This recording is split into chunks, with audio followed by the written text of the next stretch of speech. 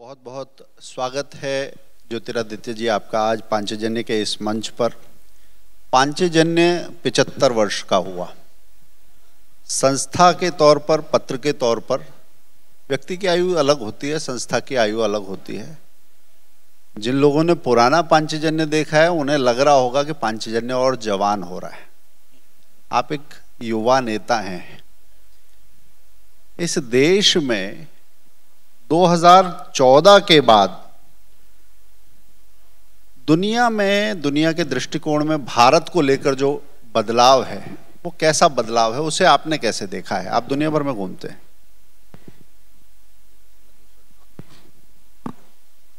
हितेश जी, पहले तो आपको, अनुराग को, हमारे पंचजन्य परिजनों को, सभी को मेरे दिल की गहराइयों से बहुत बहुत बधाई और बहुत बहुत शुभकामनाएं। किसी भी संस्था की सफ़र जो इतनी लंबी होती है, अमृत महोत्सव आप लोग इस वर्ष मना रहे हैं, इतनी लंबी सफ़र, इतनी परिश्रमी सफ़र, और जिस संस्था के साथ मैं मानता हूं कि मेरा सौभाग्य है कि मेरे परिवार के ही एक सदस्य, हमारे देश के पूर्व प्रधानमंत्री परम आदरणीय अटल बिहारी वाजपेयी जी जुड़े रहे हैं। जिस संस्था के साथ हमारे केवल राजनीतिक दल नहीं, लेकिन हमारी सोच, हमारी विचारधारा, हमारी दृष्टिकोण, हमारे जीवन के प्रति एक समर्पण भाव की प्रेरणा दीनदयाल उपाध्याय जी जुड़े हुए हैं। मैं अपना सौभाग्य समझता हूं कि इस महत्वपूर्ण अवसर पर और इस महत्वपूर्ण वर्ष पर आपने मुझे यहाँ आमंत्रित किया। आप सब लोग को मेरे दिल के गहराइयों से बहुत बहुत धन्यवाद और बहुत बहुत शुभकामनाएं भी। 75 वर्ष का सफ़र बहुत लंबा रहा है और मुझे विश्वास है कि प्रधानमंत्री ने जिस तरीके से सोच विचारधारा रखी है कि अमृत काल से शताब्दी काल का सफ़र भारत का किस रूप धारण करेगा, मुझे विश्वास है कि वैसे ही आप लोगों ने संस्था के अंदर पंचजन्य का सफ़र अमृत काल से शताब्दी काल तक किस रूप धारण करेगा, उसका पूर्ण एक रोड मैप भी जरूर बनाया होगा। आप सब लोगों को उस रोड मैप के लिए भी मैं शुभकामनाएं अर्पित करना चाहता हूं। शुरुआती दौर पर जब इस कार्यक्रम की शुरुआत हुई तो मैंने देखा कि हितेश जी और अनुराग जी दोनों माइक को पकड़ के शुरुआत करने वाले थे। मैंने सोचा कि पहला ट्रिगर कौन दबाएगा दोनों के बीच में, लेकिन आप जीत गए। और शायद बीच में रहने का यही एक एडवांटेज होता है, कभी कभी संपादक होने का भी होता है। हाँ। नहीं, एक तरफ रहने का भी एडवांटेज होता है। आपने अच्छा किया कि आप बीच में नहीं रहे, आप एक तरफ को हो गए। राजनीति की धाराओं की मैं बात कर, मैं तो आपको बता दूं कि अगर शायद आपने मेरे जीवन की सफर की एक तरीके से दृष्टि न देखी हो, मैं सदैव एक तरफ या दूसरे तरफ ही रहा हूं। मैं कभी बीच में रहने वाला आदमी नहीं हूं। और अगर आप देखो इतिहास से भी, मैं मराठा हूं। मराठा या तो इस पार या उस पार रहते हैं, मराठा कभी बीच में नहीं रहते। मुझे पता है कि आप ये बात तो ये आप अपनी कुर्सी बीच वाली भी जल्दी खाली कर दीजिए। मुझे पता है कि ये बात आप इस सभागार के लोगों को नहीं सुना रहे हैं। लेकिन एक बात तो मानेंगे आप कि आप लंबे समय से राजनीति में हैं, मतलब आपकी एजुकेशन, आपके फैमिली बैकग्राउंड के साथ साथ, लेकिन इस समय के ज्योतिरादित्य कुछ बदले हुए हैं। अब तो आप यूक्रेन से लाते हैं, खुद अनाउंस करते हुए दिखाई देते हैं। अभी आपका एक वीडियो देखा, आप पकौड़े भी तल रहे हैं कहीं उधर।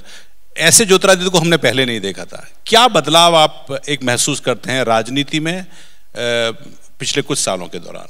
पहले तो मैं, आपका जो हितेश जी का पहला प्रश्न था कि भारत की प्रस्तुतिकरण में जो विश्व में एक बदलाव आया है पिछले 8 वर्षों में, भारत की अहमियत, भारत की महत्वपूर्णता इस विश्व में कभी भी कोई भी नकार नहीं सकता था। लेकिन जो भारत की एक आवाज विश्व पटल पर होनी चाहिए थी, उससे भारत आजादी से आज तक वंचित रह चुका था। और प्रधानमंत्री नरेंद्र मोदी जी ने जब पद ग्रहण किया 2014 में, जो निरंतर एक प्रक्रिया की शुरुआत की इंगेजमेंट की, एक प्रक्रिया की शुरुआत की, भारत की आवाज केवल भारत के राज्यों के अंदर नहीं लेकिन विश्व पटल पर उजागर करने की, भारत की क्षमता पूरे विश्व में दिख पाए, इस पर मेहनत मशक्कत करने की। और आज 8 सालों में जो एक तरीके का सफर हमारे देश ने तय किया, और जब मैं देश का शब्द का इस्तेमाल कर रहा हूं, वो केवल हम 135 करोड़ देशवासी भारत के अंदर नहीं, लेकिन हमारे 3.5 करोड़ प्रवासी भारतीय जो विश्व के कोने कोने में भारत का झंडा गाड़ के रख रहे हैं, उनके भी संदर्भ में मैं कहता हूं। और जो भारत की विशेषता प्रमाणित हुई है कई मुद्दों पर, आज भारत 8 वर्षों में जो हम लोग 11 नंबर पर थे आर्थिक क्षमता वाले देशों पर, अभी वित्त मंत्री जी का सेशन इसके पूर्व हुआ है, 2013-14 में हम लोग विश्व पटल पर 11 नंबर की आर्थिक शक्ति के रूप में उभरे थे।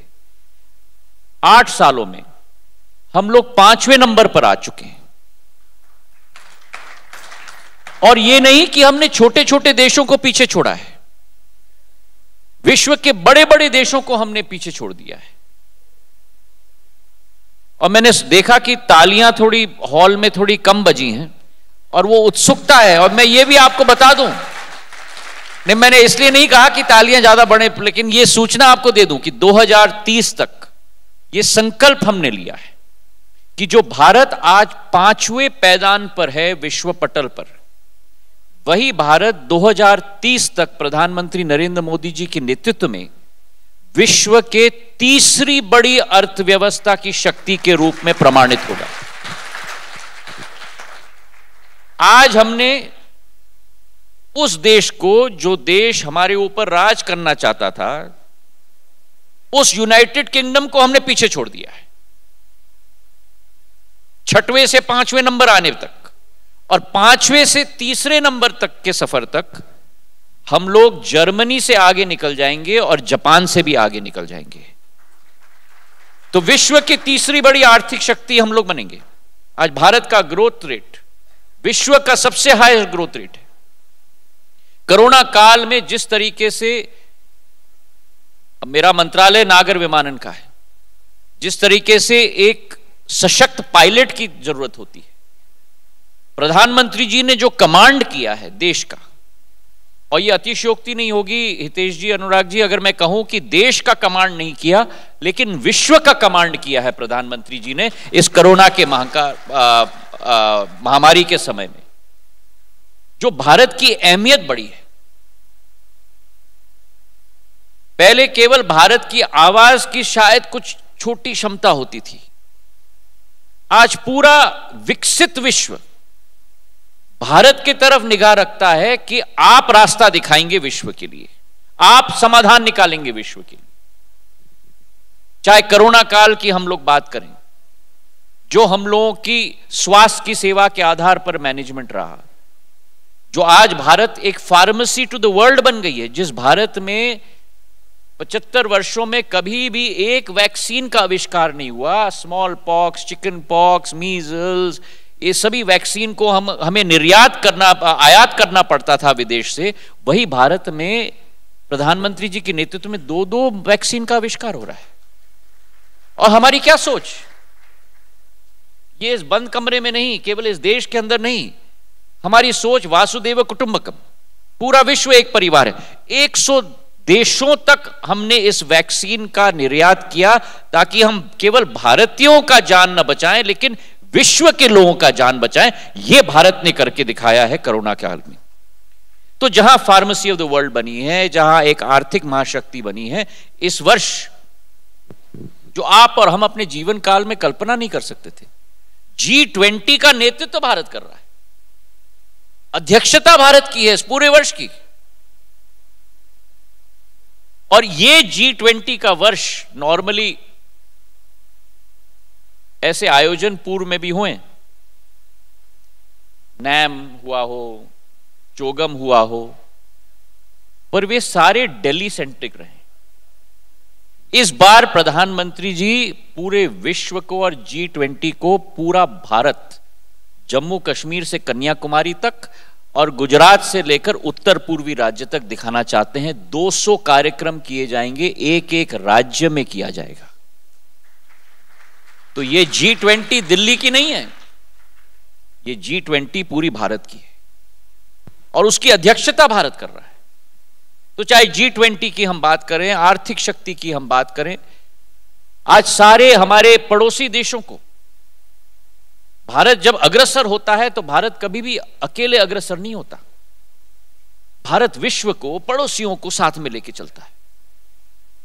चाहे हम बांग्लादेश की बात करें, मालदीव्स की बात करें, श्रीलंका की बात करें, भूटान की बात करें, नेपाल की बात करें, सभी देशों में विकास के काम, प्रगति के कारण भारतीय एजेंसीज के द्वारा किए जा रहे हैं, ताकि सामूहिक विकास हो, सर्वांगीण विकास हो। यह प्रधानमंत्री जी के नेतृत्व में हो रहा है। एंटरप्रेन्योरशिप, जो केवल सिलिकॉन वैली की हम बात सुनते थे या बेंगलोर की हम बात सुनते थे, आज पूरे विश्व में से ज्यादा यूनिकॉर्न्स आज भारत में बन रहे हैं। 23 यूनिकॉर्न्स हो रही हैं। और इस नवयुग में डिजिटलाइजेशन, पूरा विश्व धक्के धक्के धक्के देकर डिजिटलाइजेशन की तरफ चल रहा है। और भारत, जिस भारत में 6 लाख गांव हैं, उन 6 लाख गांव तक यूपीआई के द्वारा करीब 7 बिलियन ट्रांजैक्शंस आज तक डिजिटलाइजेशन के आधार पर हो चुके हैं, जो पूरा विश्व आज भारत की तरफ देख रहा है। तो एक परिवर्तन, स्वाभाविक और एक संपूर्ण परिवर्तन, ये 8 साल के सफर में आज भारत का मूल्यांकन विश्व पटल पर हम करेंगे। आज हमारे प्रधानमंत्री कहीं भी विश्व के कार्यक्रम में जाते हैं तो एक आकर्षण के केंद्र है। विश्व के सबसे बड़े नेता से सबसे छोटे नेता तक उनकी तरफ झांकते हैं समाधान के लिए। यूक्रेन की लड़ाई में, रूस और यूक्रेन के बीच में समाधान अगर निकालना होगा तो प्रधानमंत्री जी की तरफ देखा जाता है। और मैंने स्वयं अनुभव किया, जो संदर्भ आपने दिया, कि जब रोमानिया में मुझे भेजा गया था प्रधानमंत्री जी के द्वारा, जो वहां के राष्ट्रपति, वहां के नेता लोग, वहां के आम जनता की एक विचारधारा भारतीयों के प्रति, कि ये मत समझना कि ये आपके बच्चे हैं, ये हमारे बच्चे हैं, इनकी सुरक्षा केवल आप वहां से आए इसलिए नहीं, हम लोग भी करेंगे, आप चिंता मत करना। ये भावना आज विश्व में पैदा हुई है, जो एक परिवर्तन हुआ है पिछले 8 वर्षों में। मैं माफी चाहता हूं, लंबा उत्तर आपके छोटे प्रश्न के लिए दिया, पर एक बहुत विश्वपूर्वक प्रश्न आपका था, जिसके लिए मैंने थोड़ा समय लिया। नहीं, आप बिल्कुल समय लीजिए, हमारे पास समय ही तो है।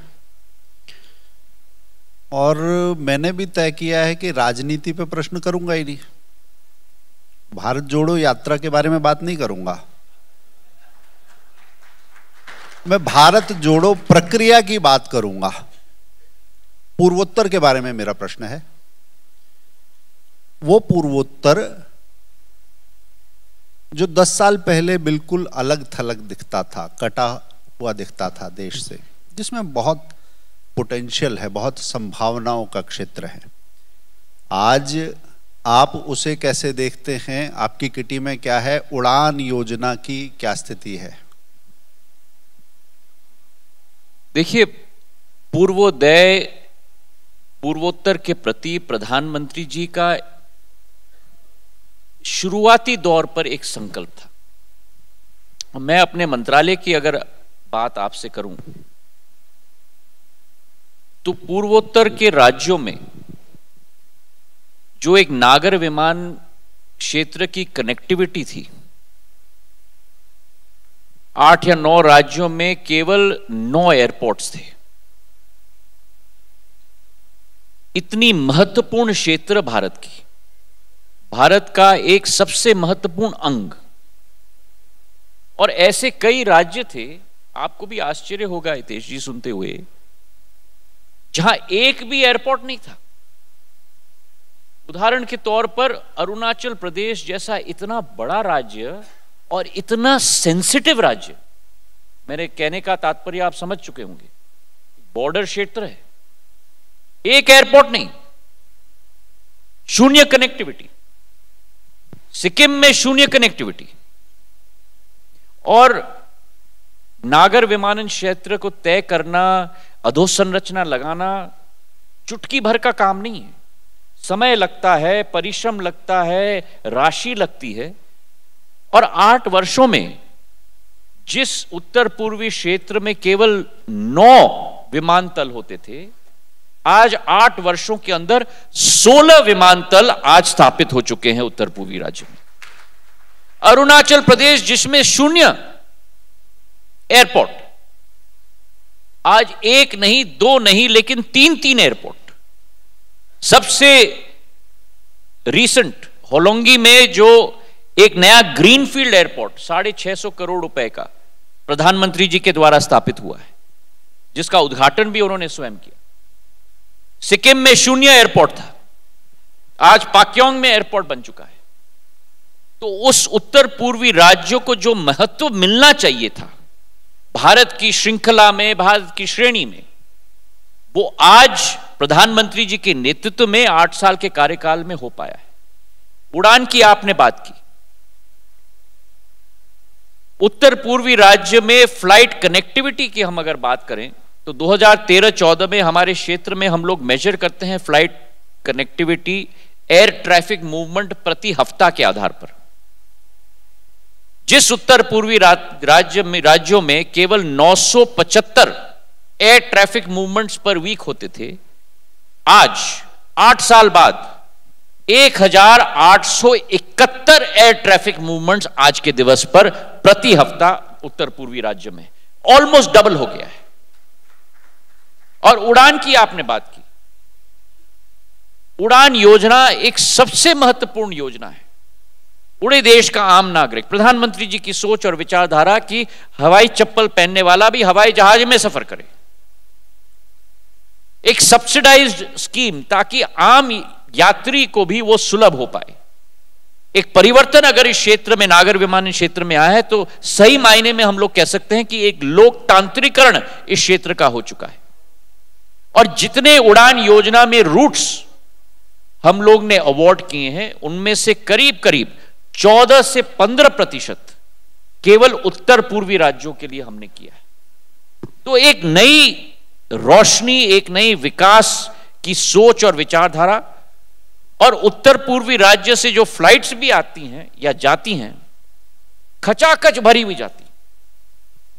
तो एक जुड़ाव का क्योंकि आज समय की मांग हो चुकी है, जो परिवर्तन पिछले 20-30 सालों में आया है, जो एक बहुत बड़ी महत्वपूर्णता हो गई है कि मनुष्य को आज अगर एक चीज हमारे पास नहीं है तो वो है समय।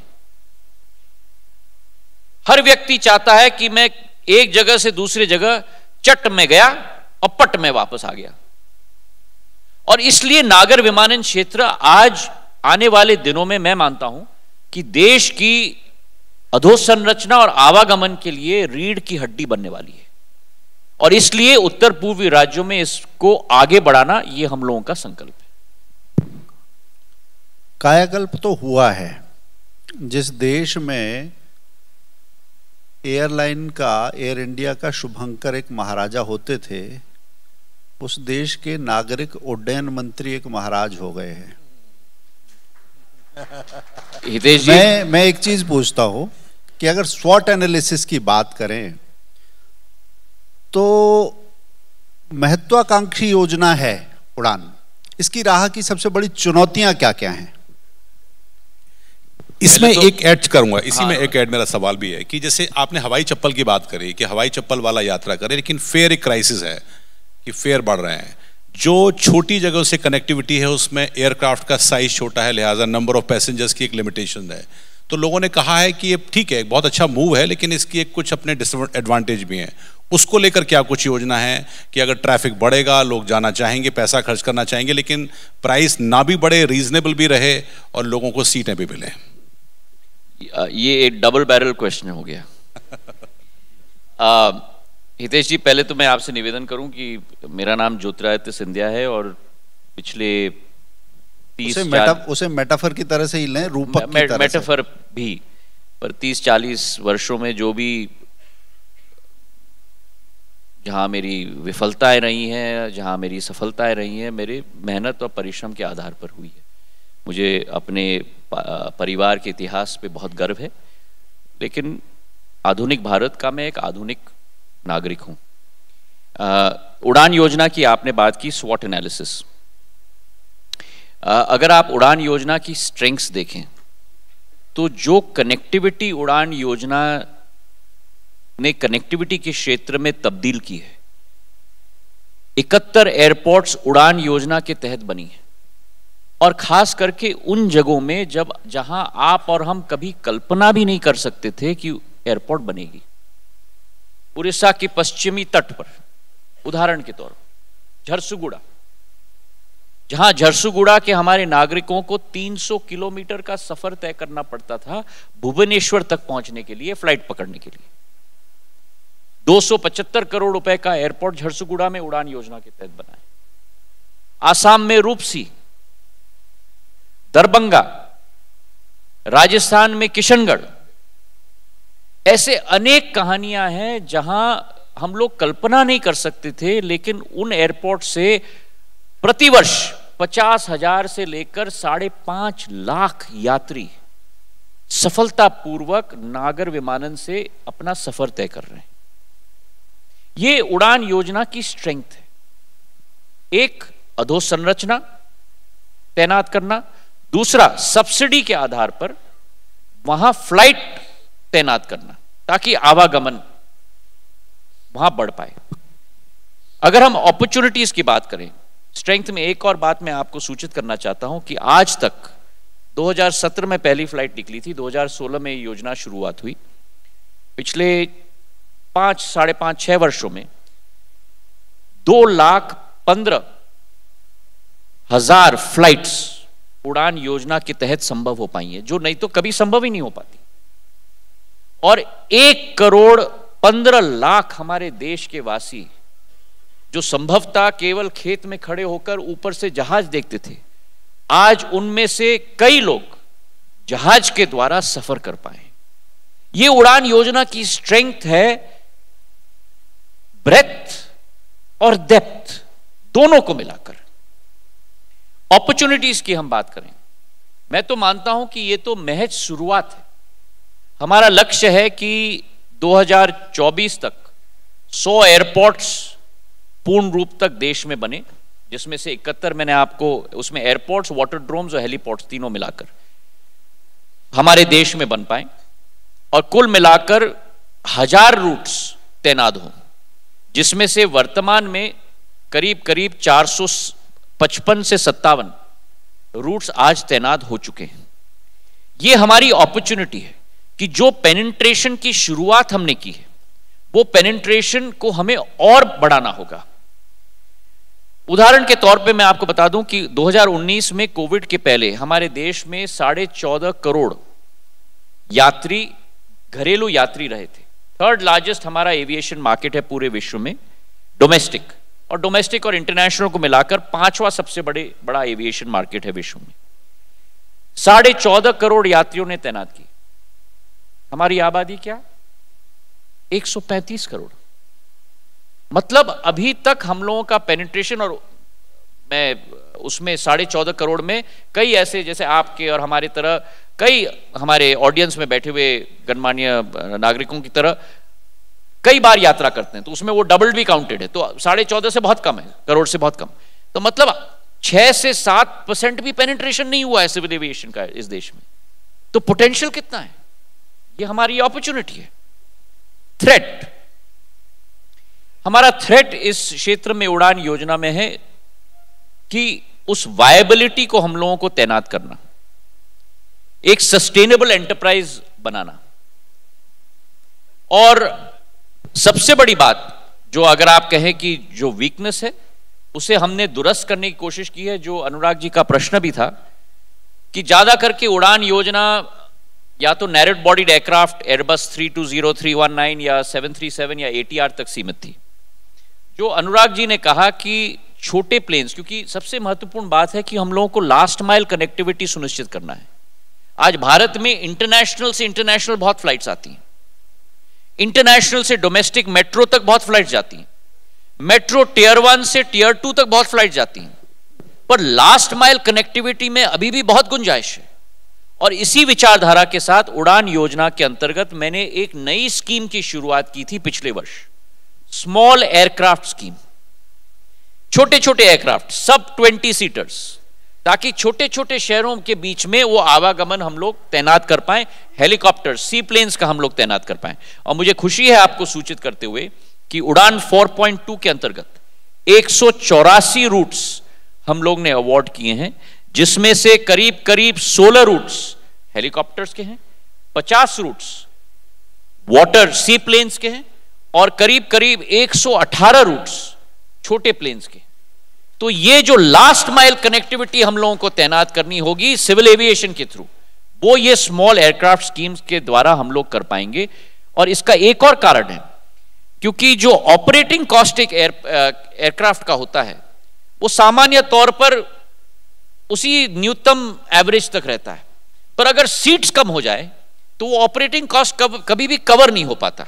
तो इस स्मॉल एयरक्राफ्ट स्कीम में हमने एक नया ट्विस्ट दिया है कि लीज कॉस्ट एयरक्राफ्ट का भी वो भी सब्सिडी के द्वारा हम लोग कवर करेंगे, ताकि छोटे प्लेन के ऑपरेटर्स के लिए इकोनॉमिक ये बन पाए। इसीलिए सी प्लेन्स और हेलीकॉप्टर्स की अब तैनाती हम लोग शुरू करेंगे पूरे देश के अंदर।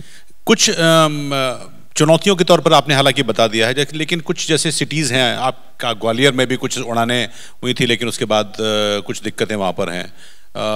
इस तरह की दिक्कतों को दूर करने की कुछ योजना है? एक पिथौरागढ़ से उत्तराखंड में स्टार्ट हुआ था, वो भी दूर हो गए। ड्रोन पोर्ट्स की भी बात हुई थी, इसको लेकर जी देखिए, पूर्वोत्तर में बड़ा सेंसिटिव एरिया में ड्रोन पोर्ट है। देखिए, जहां तक ड्रोन्स का विषय है, मैं मानता हूं कि ये रेवोल्यूशन, ये क्रांति पूरे विश्व में भारत आगाज करेगा। प्रधानमंत्री जी की ये सोच विचारधारा थी और उनका एक मत है कि नई टेक्नोलॉजी का अडॉप्शन पहले भारत में ही होना चाहिए। और जिस तीव्र गति से मंत्रालय के द्वारा प्रधानमंत्री जी के निर्देश के अनुसार नई पॉलिसी की शुरुआत हमने की, पहले एक पॉलिसी आई थी, उसमें काफी कुछ अड़चन थे, तो पूरे तरीके से उसका सरलीकरण हमने कर लिया, सारे परमिशन हटा दिए, पूरा एयर स्पेस मैप हमने रिलीज कर दिया, जो एक बहुत संकट का कार्य है, क्योंकि पूरे देश का red zones, green zones, yellow zones का मैपिंग करना पड़ता है। सारे राज्यों के साथ हमें कोऑर्डिनेशन करना पड़ता है, सारे केंद्र सरकार के मंत्रालय, चाहे रक्षा मंत्रालय हो, गृह मंत्रालय हो, हमारी जो स्ट्रेटेजिक लोकेशंस है उनके साथ कोऑर्डिनेशन करना पड़ता है। पर रिकॉर्ड टाइम में हमने एयर स्पेस मैप भी निकाल दिया। और मुझे पूरा विश्वास है कि जो PLI स्कीम हमने ड्रोन्स के लिए भी निकाली है, एक नई तीव्र गति हम लोग उत्पन्न कर पाएंगे। और इसका एविडेंस, इसका सबूत हमें दिख रहा है कि जो ड्रोन कंपनीज आज IPO में भी जा रही हैं और जो डिमांड निकल रही है उन ड्रोन कंपनीज के IPOs के लिए और जो प्रीमियम मिल रहा है, ये इस बात का संकेत है कि आने वाले दिनों में ये एक एक्सपेंडिंग इंडस्ट्री होगी, जहां रोजगार के अवसर भी उत्पन्न इतने सारे होंगे, लाखों होंगे। क्योंकि एक व्यक्ति जो एक कॉलेज स्टूडेंट भी ना हो लेकिन 12वीं पास हो, 2 महीने के अंदर एक ड्रोन पायलट बन सकता है और 30,000 से 40,000 रुपए की कमाई प्रति माह उसकी भी हो सकती है। और जैसे हम लोग मंत्रालयों के द्वारा ड्रोन्स को पूर्ण रूप से पेनिट्रेट करवा रहे हैं, चाहे कृषि मंत्रालय हो, चाहे माइनिंग मंत्रालय हो, जहां ड्रोन्स का पूर्ण उपयोग किया जा रहा है, हमारा ग्रामीण विकास मंत्रालय जहां स्वामित्व, आपका कैडेस्ट्रल सर्वे, 7/12 एक्सट्रैक्ट, वो पूरा ड्रोन्स के आधार पर हो रहा है। तो एक नया मैकेनाइजेशन का दौर भारत में ड्रोन्स के जरिए आ रहा है, इसका हमें पूरा पूरा विश्वास। यानी कि कह सकते हैं कि सही मायनों में भारत जोड़ो यात्रा पे तो आप ही निकले हुए हैं। भारत जोड़ो यात्रा तो असलियत में आप ही कर रहे हैं। 71 पोर्ट्स को जोड़ चुके हैं, 100 की योजना है, और आगे भी जो कुछ भी टेक्निकल दिक्कतें हैं उनको आप दूर करने की कोशिश में कर रहे हैं। मेरी शुभकामनाएं आपके साथ हैं। बहुत बहुत धन्यवाद आपका। आपने अपने बहुत व्यस्त समय में से समय निकाला, और मुझे भरोसा है कि जैसे राजनीति से परे की आपने बातें की हैं और उसके साथ में सारे तथ्य, पूरे देश का चित्र आपने देश के सामने रखा है। निश्चित ही भारत जोड़ने में, उसे सबल बनाने में आपका ये वक्तव्य, उद्बोधन और बहुत सारे जो क्लिप्स जो आगे वायरल होंगे वो भी सहयोग करेंगे। धन्यवाद। देखिए हितेश जी, भारत जोड़ो केवल कहने से नहीं होता, आप और वायरल सामान की तरफ जा रहे हैं। कार्य क्षमता और संकल्पता और क्रियान्वयन के आधार पर होता है। जो प्रधानमंत्री जी ने 8 साल में करके दिखाया है वो किसी को कहने की जरूरत नहीं है, लेकिन क्योंकि आपके, हमारे, हर देश के वासी के दिल में अंकित हो गया है। धन्यवाद, बहुत बहुत धन्यवाद। बहुत बहुत धन्यवाद ज्योतिरादित्य जी।